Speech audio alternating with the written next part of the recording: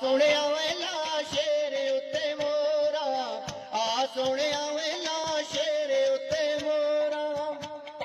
ਮਲਕ Ahmad Khan leader ਬੜਾ ਹੀ ਕਮਾਲੇ, ਸਰਦਾਰ ਅਸਗਰ ਤੇ ਅਮਾਨਤ ਦੇ ਨਾਲੇ। ਉਹ ਵੋਟਾਂ ਦੀਆਂ ਇਹਨੂੰ ਕੋਈ ਰਹਿਣੀਆਂ ਨਹੀਂ ਥੋੜਾ, ਆ ਸੁਣਿਆ ਵੇਲਾ ਸ਼ੇਰ ਉੱਤੇ ਮੋਰਾ, ਆ ਸੁਣਿਆ ਵੇਲਾ ਸ਼ੇਰ ਉੱਤੇ ਮੋਰਾ।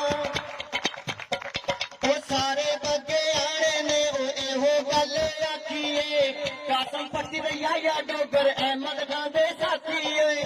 ਉਹ ਇਸ ਗੱਲ ਉੱਤੇ ਤੁਸੀਂ ਕਰ ਲਵੋ